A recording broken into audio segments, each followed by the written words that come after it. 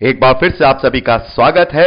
हम अध्ययन कर रहे हैं इफिसियों के नाम पौलुस प्रेरित की पत्रिका, और अभी हमने पिछले संदेश में उसके पहले अध्याय पहले वचन से लेकर के 10वें वचन का अध्ययन किया, जिसमें हमने जाना कि परमेश्वर की योजना मनुष्यों के लिए क्या है। उसने जगत की उत्पत्ति से पहले ही यह योजना बना ली थी कि वो हमें स्वर्गीय स्थानों में सब प्रकार की आत्मिक आशीष देगा। तो मेरे प्यारे भाई बहनों, परमेश्वर की योजना क्या है? हमें संसारिक आशीष देना, हमें संसारिक सुख सुविधाएं देना, या हमें भौतिक आनंद देना? नहीं, जगत की उत्पत्ति से पहले जो उसने योजना बनाई है वो हमारे इस संसारिक जीवन के लिए नहीं बनाई है।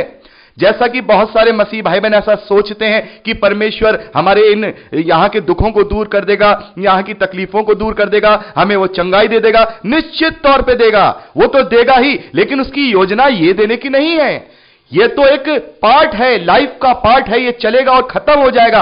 लेकिन जो उसकी असली योजना है वो ये है कि वो हमें स्वर्गीय स्थानों में सब प्रकार की आत्मिक आशीष दे, यानी कि वो अनंत जीवन दे।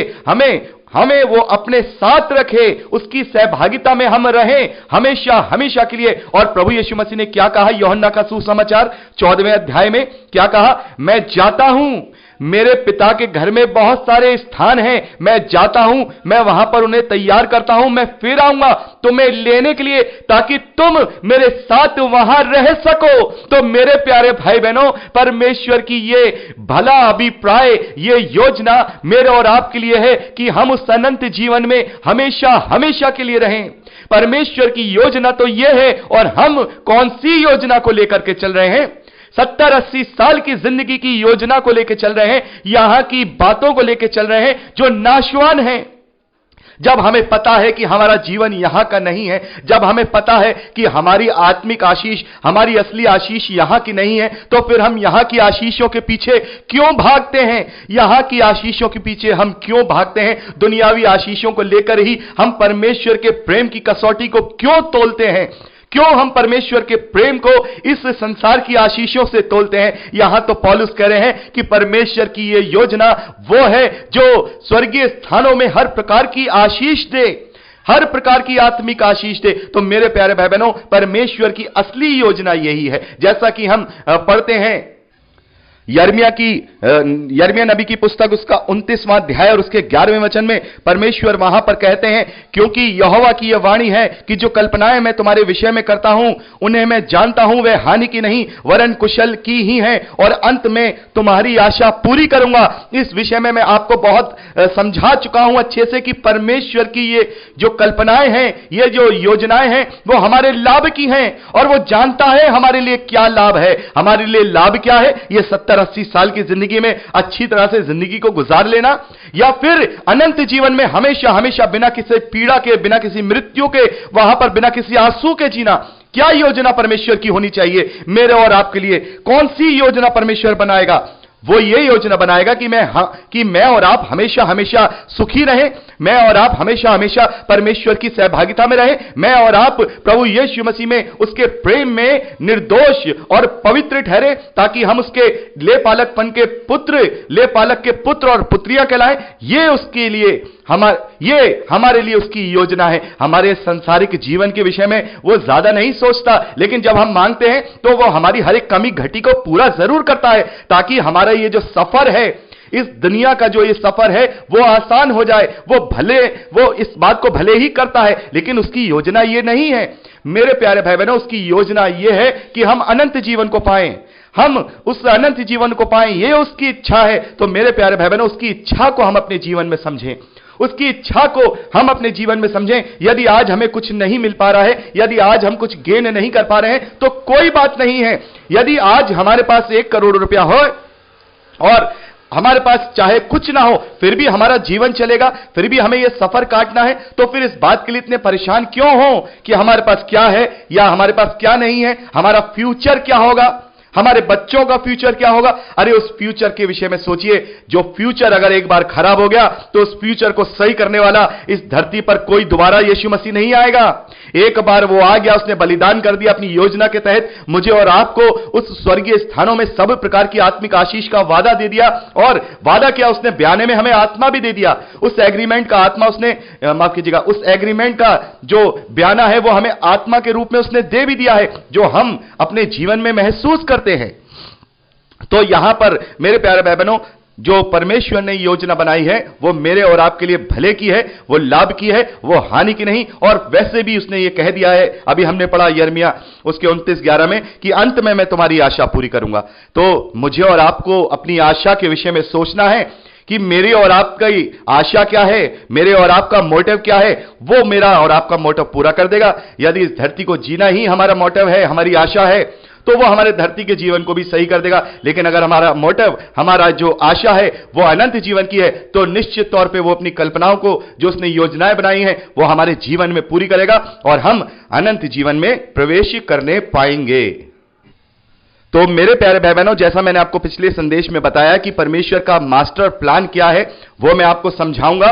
तो मैं आपको लास्ट रिकॉर्डिंग का जो संदेश है उसमें मैं आपको वो बात बताऊंगा। यहां पर मैं अभी 11वें वचन से आगे पढ़ के अपने संदेश को यहां रिकॉर्ड कर रहा हूं और अपनी बात को पूरी कर रहा हूं। लेकिन उस महा योजना को, उस मास्टर प्लान को मैं चौथे संदेश में आपको समझाऊंगा। तो यहां पर हम 11वें वचन से पढ़ेंगे। यहां पर पौलुस कहते हैं, उसी में जिसमें हम भी उसी की मनसा के, जो अपनी इच्छा के मत के अनुसार सब कुछ करता है, पहले से ठहराए जाकर मिरास बने। यहां पर पौलुस कह रहे हैं कि उसी में उसकी मनसा, यानी प्रभु परमेश्वर की जो इच्छा है, उसी में सारी चीजें हुई हैं और उसी इच्छा के अनुसार हम पहले से ही उस मिरास, यानी मिरास का मतलब मैं आपको बता चुका हूं, एक विरासत, उस विरासत के भागी बने। देखिए, दो मनुष्य हैं इस धरती पर, दो मनुष्य हैं।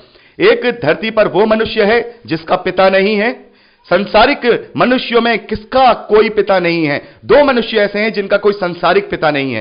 सभी मनुष्यों के संसारिक पिता हैं, लेकिन दो मनुष्यों के संसारिक पिता नहीं है। पहला मनुष्य आदम, उसका कोई संसारिक पिता नहीं है, परमेश्वर ने उसे रचा। और दूसरा मनुष्य जो स्वयं परमेश्वर का वचन है, प्रभु यीशु मसीह, उसका भी कोई संसारिक पिता नहीं है। तो पहले मनुष्य के द्वारा, जैसे पौलुस ने हमें बताया, क्या मिला?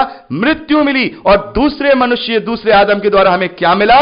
हमें जीवन मिला, हमेशा हमेशा की जिंदगी मिली। तो ये सारी जो योजना थी, ये सब परमेश्वर की थी। जैसे एक मनुष्य के द्वारा सब मानव जाति में पाप फैल गया, वैसे ही एक मनुष्य के द्वारा, यानी प्रभु यीशु मसीह के द्वारा, समस्त मानव जाति में उद्धार और अनुग्रह फैल गया कि जो कोई इस पर विश्वास करे वो नाश ना हो परंतु अनंत जीवन पाए। तो ये सब पहले से ठहराई हुई वो विरासत है। एक विरासत हमें उस आदम से मिली जो मृत्यु के रूप में है, और एक विरासत हमें प्रभु यीशु मसीह के द्वारा मिली कि हम लेपालक पुत्र और पुत्रियां कहलाए गए, हम लेपालकपन के पुत्र और पुत्रियां कहलाए गए। यह विरासत हमें प्रभु यीशु मसीह यानी उस दूसरे आदम के द्वारा मिली है। यहां पर आगे पौलुस लिखते हैं 12वें वचन में कि हम जिन्होंने पहले से मसीह पर आशा रखी थी उसकी महिमा की स्तुति का कारण हो, हम जिन्होंने पहले से मसीह पर आशा रखी थी उसकी महिमा की स्तुति के कारण हो, और उसी में तुम पर भी जब तुमने सत्य का वचन सुना जो तुम्हारे उद्धार का सुसमाचार है,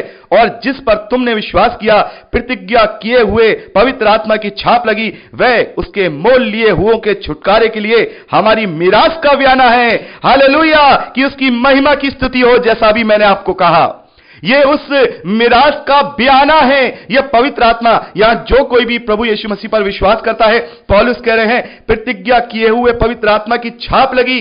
प्रतिज्ञा किए हुए पवित्र आत्मा की छाप मेरे और आपको लगी है। बहुत सारे भाई ऐसी बातें पूछते हैं, क्या हमें अभिषिक्त होने के लिए किसी प्रभु के दास के हाथ की या प्रार्थना की जरूरत है? नहीं, केवल विश्वास की जरूरत है, और उस विश्वास के द्वारा ही हम सभी को अभिषेक किया गया है, हम सभी को अनॉइंट किया गया है। हम पवित्र आत्मा के द्वारा सभी के सब जो सच्चे मसीही विश्वासी हैं वो अनॉइंटेड है, वो अभिषेक हैं। जो भी प्रभु यीशु मसीह माफ कीजिएगा, जो भी प्रभु यीशु मसीह के पीछे चलने वाला है वो अभिषिक्त है, वो पवित्र आत्मा के द्वारा छाप लगा हुआ है, वो पवित्र आत्मा की सील में है। यहां पर पौलुस कह रहे हैं उसके मोल लिए हों के छुटकारे के लिए हमारी मिरास का बयाना है। उस विरासत का बयाना क्या है? एक विरासत हमें आदम से मिली जो मृत्यु के रूप में है, और एक विरासत हमें प्रभु यीशु मसीह के रूप में मिली मिरास। मिरास का मतलब होता है विरासत। वो विरासत जो हमें मिलने वाली है, जो एग्रीमेंट पे जो उसने अपने लहू से सिग्नेचर किए हैं, वो अनंत जीवन जो परमेश्वर की सहभागिता में है, वो मिरास। उसका बयाना क्या है? जैसा हम पहले भी पढ़ चुके हैं, उसका बयाना पवित्र आत्मा है। उसने बयाने में हमें पवित्र आत्मा दिया है। मुझे और आपको पवित्र आत्मा के वरदानों से भरा है। मुझे और आपको पवित्र आत्मा का फल दिया है। मुझे और आपको पवित्र आत्मा की सहभागिता दी है। मुझे और आपको पवित्र आत्मा का मार्गदर्शन दिया है। मुझे और आपको पवित्र आत्मा के द्वारा सामर्थ्य, धीरज, प्रेम, आनंद, शांति दिया है, ताकि हम अपने जीवन को उसके लिए तैयार कर सकें। हम उसके जीवन को, हम अपने जीवन को उसके लिए तैयार कर सकें। यहां पर पौलुस कह रहे हैं कि उस मिरास का बयाना यह पवित्र आत्मा है जो हमें दिया गया है। तो मेरे प्यारे भाई बहनों, उसकी योजना को समझिए। मैं और आप उसकी योजना को समझें। हम उसकी योजना को इतना नीचा ना कर दें कि केवल इन संसारिक भौतिक वस्तुओं से ही हम उसकी कसौटी से उसे हम जांचें। हमें इस कसौटी से उसे नहीं जांचना है, इस धरती की चीजों से हमें उसे नहीं जांचना है। हमें तो यह देखना है कि उसकी योजना क्या है। उसकी योजना जगत की सृष्टि की उत्पत्ति से पहले ही है कि मैं और आप प्रभु यीशु मसीह के द्वारा उसके निकट प्रेम में पवित्र और निर्दोष हों, ताकि हम उसके साथ हमेशा हमेशा की सहभागिता कर सके। यह उसकी योजना है। शैतान ने तो हमें फंसा लिया था, शैतान ने तो अपने चंगुल में हमें फंसा लिया था, लेकिन परमेश्वर की यह योजना थी कि शैतान के चंगुल से इस रीति से निकाला जाए कि जब उसका पुत्र ऊंचे पर चढ़ाया जाए और जब उसके पैरों पे कील ठोकी जाए, जैसा उत्पत्ति की पुस्तक में लिखा है, उसके वंश और उसके वंश के बीच में, यानी कि जो सांप है यानी शैतान है और जो हव्वा है यानी कि जो मनुष्य है, उसके वंश में बैर होगा। वो उसकी एड़ी को डसेगा और वो अपनी एड़ी से सांप के सर को कुचल देगा। यह बात वो भविष्यवाणी थी। जब प्रभु यीशु मसीह क्रूस पर जब बलिदान होंगे तो वो अपने बलिदान के द्वारा अपनी एड़ी से उस सांप को कुचल देंगे। हालेलुया। ऐसे ही जैसे कि प्रभु यीशु मसीह ने शैतान का क्रूस पर जब वो बलिदान हो रहे हैं, शैतान का खुल्लम तमाशा बना दिया, खुल्ला तमाशा बना दिया। वो शैतान तो कुछ और सोच रहा था, लेकिन प्रभु यीशु मसीह ने क्या कर दिया? उस योजना को पूरा कर दिया जो योजना जगत की उत्पत्ति से पहले परमेश्वर ने बनाई थी, मेरे और आपके लिए, आदम की संतानों के लिए। तो मेरे प्यारे भाई बहनों, इतनी बड़ी योजना है परमेश्वर की, इतनी बड़ी योजना है। और इस योजना का समय क्या है? यहां पर अभी हमने पढ़ा था 10वें वचन में कि समयों के पूरे होने का ऐसा प्रबंध हो, समयों को पूरे होने का ऐसा प्रबंध हो कि जो कुछ स्वर्ग में है और जो कुछ पृथ्वी पर है, सब कुछ वह मसीह में एकत्रित करे। समयों के पूरे होने, यह समय का पूरे होने का क्या मास्टर प्लान है, यह मैं आपको अगली रिकॉर्डिंग में बताऊंगा। जैसा कि मैंने आपसे कहा था कि परमेश्वर के उस मास्टर प्लान को मैं आपको बताऊंगा, समझाऊंगा। उत्पत्ति की पुस्तक में यह मास्टर प्लान हमें मिलता है, उन समयों का हमें पता चलता है जो यहां समयों के विषय में लिखा है कि समयों के पूरे होने पर। तो समयों का पूरा होना कितने सालों का समय है, कितने हजार साल का यह मास्टर प्लान है, यह मैं अगली रिकॉर्डिंग में आपसे बात करूंगा। तो यहां पर हमने पहले अध्याय के 14वें वचन तक का अध्ययन किया है और अगली रिकॉर्डिंग में हम मास्टर प्लान के विषय में बात करेंगे और फिर परसों हम 15वें वचन से आगे का अध्ययन अपना आगे जारी करेंगे। तो प्रभु आप सबको बहुत आयत की आशीष दे, अपने वचन में बढ़ाए। Praise the Lord. जय मसीह की।